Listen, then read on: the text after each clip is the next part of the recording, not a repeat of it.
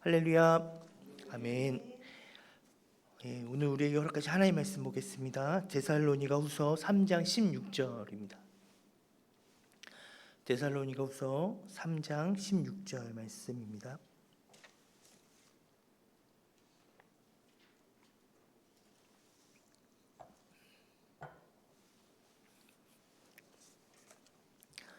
네, 우리 말씀을 한 목소리로 함께 봉독하도록 하겠습니다.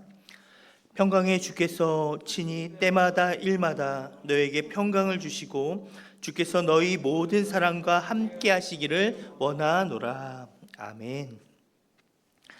네, 오늘 본문의 말씀이 데살로니가 후서입니다. 우리가 데살로니가 후서 오늘 본문을 더 이렇게 깊게 묵상하기 위해서는요, 데살로니가 후서의 배경을 좀 알면 좋을 것 같습니다. 데살로니가 교회는 사도 바울이 2차 전도 여행 때 이렇게 세운 교회입니다. 2차 전도 여행 때 세워진 교회인데요. 동일하게 이 데살로니가 후서가 언제 쓰여졌냐면 사도 바울이 2차 전도 여행 가운데 보낸 편지입니다. 그러니까 굉장히 그 초기에 쓰여진 편지입니다. 그리고 실제로 우리가 성경에 이제 바울 서신이 13권인데요. 13권 중에 첫 번째 편지가 데살로니가 전서입니다. 그리고 몇 달 안 돼서 쓰여진 편지가 데살로니가 후서니까요. 초창기에 바울이 첫 번째, 두 번째 쓴 편지가 데살로니가 후서입니다. 한 AD 한 50에서 52년경 사이니까요. 거의 초기 편지라고 할 수 있습니다. 그러면 이 데살로니가 후서, 전서도 그렇고요, 후서도 그렇고, 바울이 어디서 썼냐 하면요, 2차 전도 여행의 여행 가운데 가장 오래 머문 지역이 고린도입니다. 사도 바울이 고린도 지역에 약 1년 6개월 정도 머물게 되는데요, 1년 6개월 머물면서 데살로니가 교회에 보낸 편지입니다. 우리가 사도행전을 읽어보면 알겠지만 데살로니가에서 이게 사도 바울이 이렇게 자의적으로가 아니라 타의적으로 이렇게 도망치듯이 데살로니가 교회를 떠나게 되어서 아마 바울 마음 가운데 항상 그거에 대한 안타까움과 그런 모든 것들을 담아서 데살로니가 전서를 보내고, 근데 이제 데살로니가 전서를 쓴 다음에 고린도 교회에서 썼겠죠. 근데 한참 있다가 이제 들려오는 이야기가 사도 바울이 좀 더 정확하게 수정할 필요가 있겠다 해가지고 바로 쓰여진 편지가 데살로니가 후서입니다. 이 고린도에서요 데살로니가까지 거리가 직선상으로는 약 한 300km 정도 되는데, 우리가 육로로 가면 이제 직선으로 쭉 가는 게 아니라 이게 길 따라가잖아요.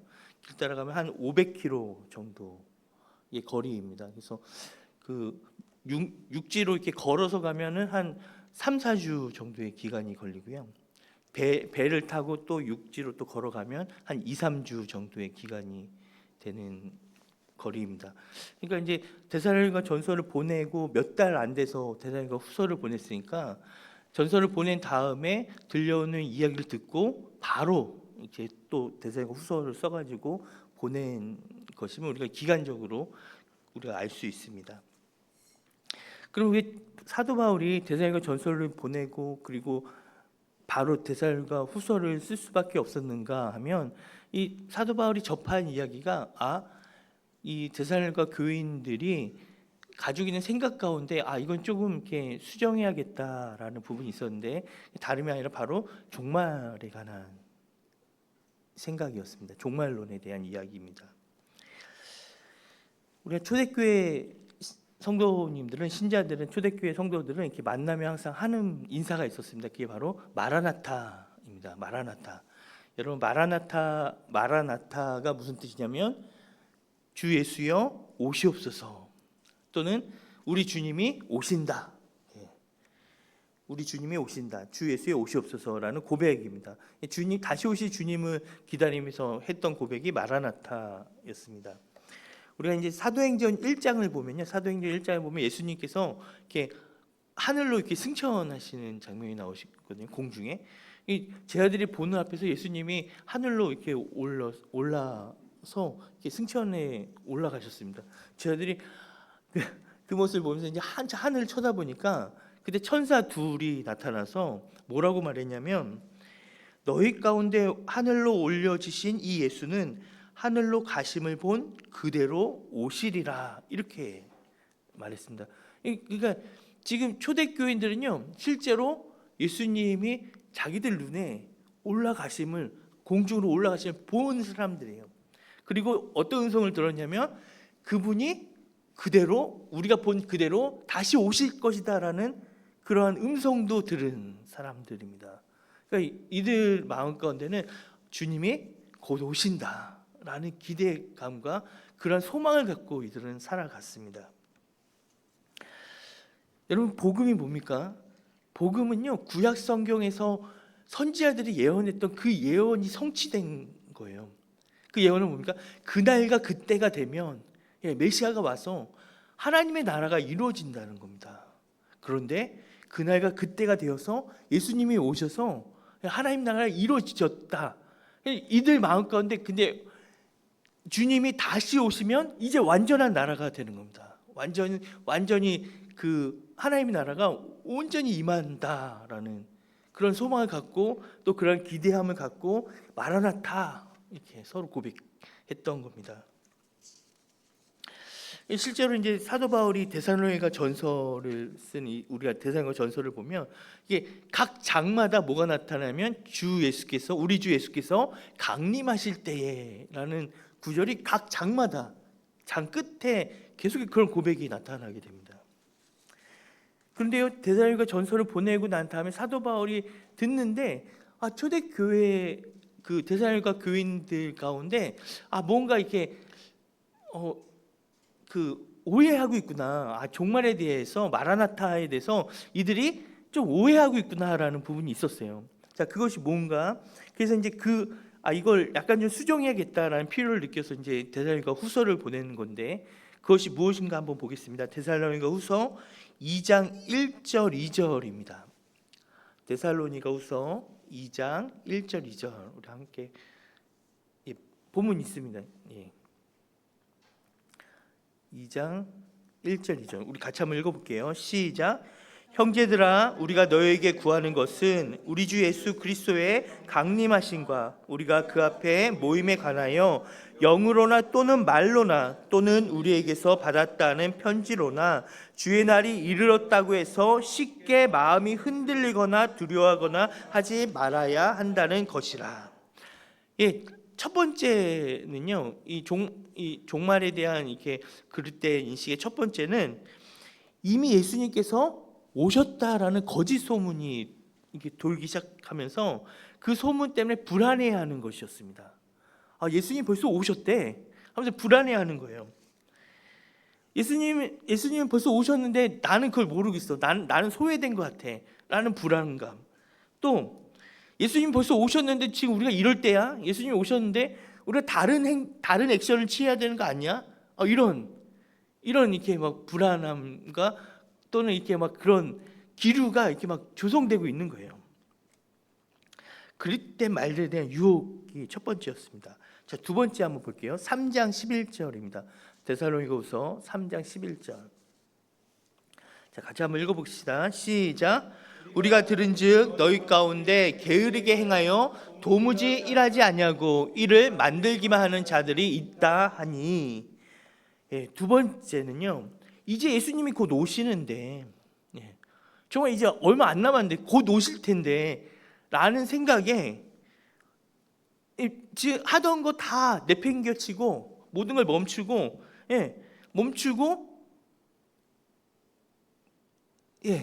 다른 것에 집중하는 사람들이 나타나기 시작한 것입니다. 우리 여기 계신 성도님들은 다 기억하실지 모르겠어요. 99년 10월 28일 다미성교회가 우리나라에 아주 떠들썩했습니다. 그때 이제 저는 중학생이었는데요. 그때 꽤 많은 사람들이 그 다미성교회 이단에 빠져가지고 이제 10월 28일 날 휴거 일어난다, 주님 오신다 해가지고 교회 모여가지고 계속 거기 교회에서 이제 예배만 하고 찬양하고 기도하고 그러면서 주님 오신 것을 이렇게 기다렸던 그 이제 종말에 대한 모든 이단들이 그렇지만 이 교주들이 어떻게 이렇게 말합니까? 이제 휴거 일어나면 이 땅에 있는 거 다 필요 없으니까 다 집이고 재산이고 다 팔아서 다 헌금하고, 그죠? 그리고 새 나라를 기다려야 된다. 이런 식으로 이제 분위기 조성하고 그랬던. 데살로니가후서 3장 11절에 우리가 들은즉 너희 가운데 게으르게 행하여 도무지 일하지 아니하고 이를 만들기만 하는 자들이 있다 하니, 여기서 말하는 이 사람들은 일하기 싫어서 이게 놀고 싶어가지고, 일하기 싫어가지고 그냥 노는, 일 안 하고 그냥 노는 그런 사람을 말하는 것이 아니라 예수님의 재림이 곧 오실 거라는 생각에 그 재림만 바라보았던 그런 사람들을 가리키는 것일 것입니다. 마치 다미성교회에서 모여가지고 이 찬송하고 기도하고 하면서 그 언제 오시나 기다렸던 것처럼, 이제 주님이 곧 오실 텐데 무엇이 중요한디? 뭐가 제일 중요하냐? 지금 이거 일할 때냐? 주님이 오시는데 우리가 예배에 집중해야 되지 않겠냐? 주님 오시는데 주님 맞이하는 게 더 중요하지 않겠냐? 가치와 우선순위의 문제였던 것입니다. 예수님이 오시면 이 땅의 삶은 끝나고 새로운 세상이 열리게 됩니다. 그렇다면 지금 우리가 하고 있는 이 일에 의미를 부여할 수 있을까?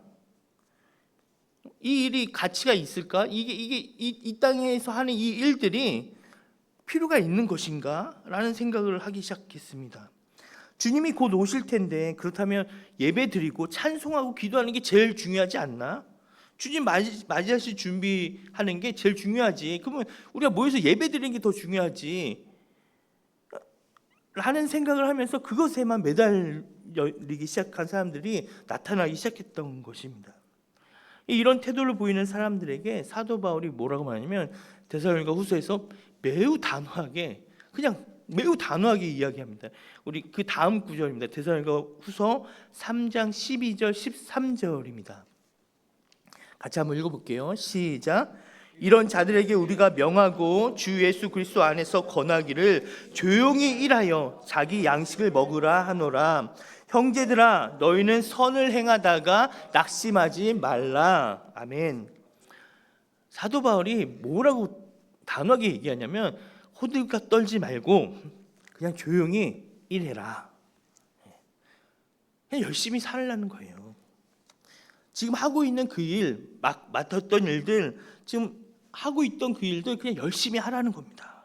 성실하게, 그리고 남을 도우면서 선을 행하면서 착하게 여태까지 살았던 대로 그대로 선한 삶을 살아가라라고 이야기하고 있습니다. 아니 주님이 곧 오시는데 그러면 지금 이 일들 다 소용없는 거 아닙니까? 그런데 아무 일 없는 것처럼 그냥 조용히 잠잠히 그 일을 열심히 하라는 거예요.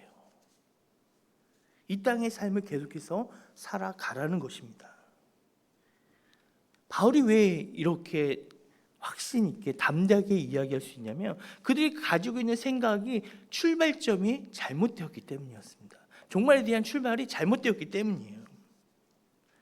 데살로니가후서 1장 5절에서 8절 말씀 보겠습니다. 1장 5절에서 8절. 우리 주님이 다시 오시면 어떠한 일이 일어나는가? 자, 5절부터 8절 같이 읽습니다. 시작. 이는 하나님의 공의로운 심판의 표요 너희로 하여금 하나님의 나라에 합당한 자로 여김을 받게 하려 함이니 그 나라를 위하여 너희가 또한 고난을 받느니라. 너희로 환난을 받게 하는 자들에게는 환난으로 갚으시고 환난을 받는 너희에게는 우리와 함께 안식으로 갚으시는 것이 하나님의 공의시니 주 예수께서 자기의 능력과 천사들과 함께 하늘로부터 불꽃 가운데 나타나실 때에 하나님을 모르는 자들과 우리 주 예수의 복음에 복종하지 않는 형제 자들에게는 형벌을 내리시리니. 아멘. 자, 11절 말씀도 보겠습니다. 11절입니다. 같이 읽습니다. 시작.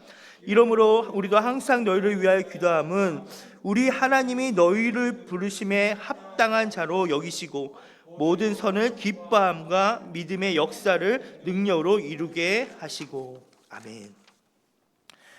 예수님이 이 땅에 다시 오실 그때에 행하시는 것은 그 행한 그대로 하나님이 갚아주신다라는 겁니다. 심판하시는 겁니다. 그날에는 그 삶을 그대로 하나님께서 갚아주신데, 어떻게 갚아주냐? 특별히 우리에게 환난을 주는 이들에게, 우리를 핍박하는 이들에게는 환난을 주는 이들에게 환난으로 갚으시고, 그리고 환난 당하고 있는 너희는 안식으로 하나님의 안식으로 갚으실 것이다. 주님이 다시 오실 때 우리의 삶이 무슨 의미가 있어가 아니라, 주님이 다시 오실 때에 하나님의 기준이 지금 우리가 살고 있는 이 삶이라는 거예요. 이 삶이 하나님의 기준이에요. 그래서 사도 바울이 이야기합니다. 예수님이 이 땅에 오실 때에 하나님은 우리가 그 부르심에 합당한 자로, 그 부르심에 합당한 자로 살았는지,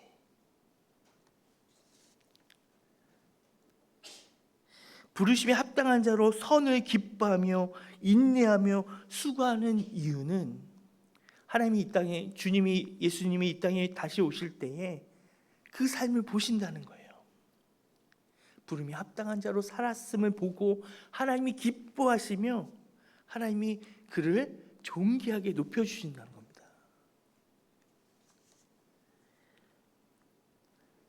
오늘 하루하루가 이거 어차피 다 그냥 지나 없어질 거 아니야? 가 아니라, 그 삶이, 지금 우리가 살아가고 있는 이 삶이 하나님 앞에 너무나 귀하게, 소중하게 하나님 앞에 다 기억되시고 하나님이 그 삶을 다 갚아주신다라는 겁니다.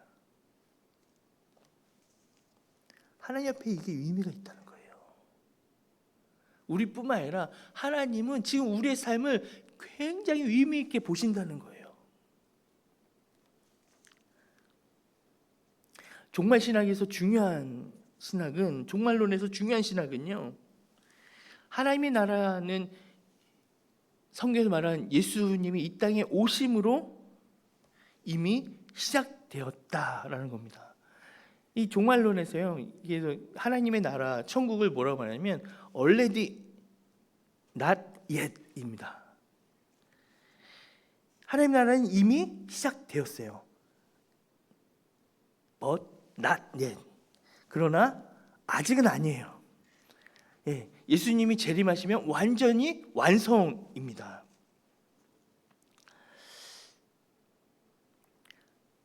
하나님의 나라는, 천국은 주님이 오심으로 시작되는 게 아니라,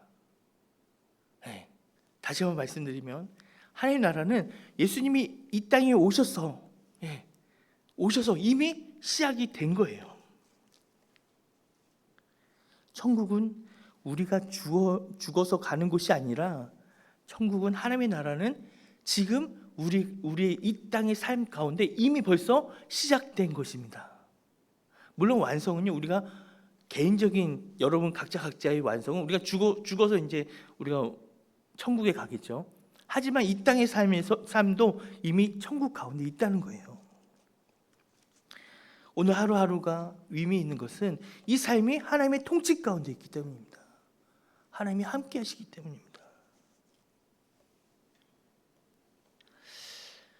그래서 사도 바울은 데살로니가 두 번째 편지에서, 오늘 우리가 읽은 본문 3장 16절에서 사도 바울은 데살로니가 교인들에게 이 고백을 하는 거예요. 우리 3장 16절 우리 다시 한번 보겠습니다. 같이 한번 읽어볼게요. 천천히 읽겠습니다. 시작.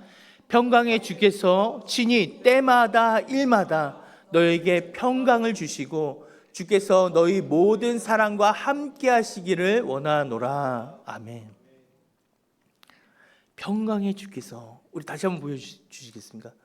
평강의 주께서 친히 어떻게 해요? 때마다 일마다, 때마다 일마다. 여러분, 때마다 일마다예요. 지금 우리가 살고 있는 이 순간순간마다, 지금 이 순간이 하나님 앞에, 하나님은 너무 귀하다는 거예요. 하나님은 의미가 있다는 거예요. 하나님이 때마다 일마다, 지금 우리가 살고 있는 이 한순간순간이 하나님 앞에 다 기억이 되고, 하나님은 다 그걸 보시고, 하나님은 거기에 의미를 부여하시고, 그리고 다 갚으신다는 거예요. 너희는 선을 행하다 낙심하지 말고 계속해서 선을 행하라. 왜요? 하나님 앞에 너희가 하는 그 선한 그 삶 한순간 한순간이 하나님 앞에 얼마나 귀하게 기억되어지고 하나님이 아시는지, 이게 무슨 의미가 있지? 내가 이렇게 사는 게 무슨 의미가 있지? 아니라는 거예요. 때마다 일마다 하나님은 귀하게, 하나님은 그것이 너무나 소중하게 하나님이 그렇게 보신다는 겁니다.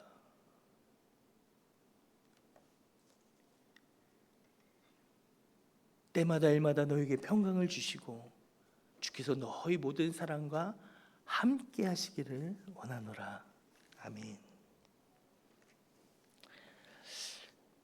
종말론은 이 다미성교회처럼 이단처럼 막 두렵고 이게 이제 다 끝이네가 아니라 사실은 우리가 가져야 될 귀한 고백입니다. 마라나타. 주님이 오심은 너무나 분명하고 확실한데, 이제 주님이 다시 오시면, 하지만 그렇기 때문에 주님이 오셔서 그날에 하나님이 말씀하시고 다 기억하시기 때문에 그러기에 더더욱 마라나타, 오늘 이 순간이 너무나 의미 있고 이 순간이 너무나 값진 삶입니다. 그러하기에 오늘 하루 열심히 살아라고 사도 바울은 담대히 말할 수 있는 거예요. 오늘 하루 열심히 살자. 오늘 하루 우리에게 하고 있는 거 계속 조용히 각자가 최선을 다해 살자. 선을 행하자. 그렇게 살아가는 저와 여러분이 되길 소망합니다. 아멘. 마라나타. 우리 함께 찬양하겠습니다.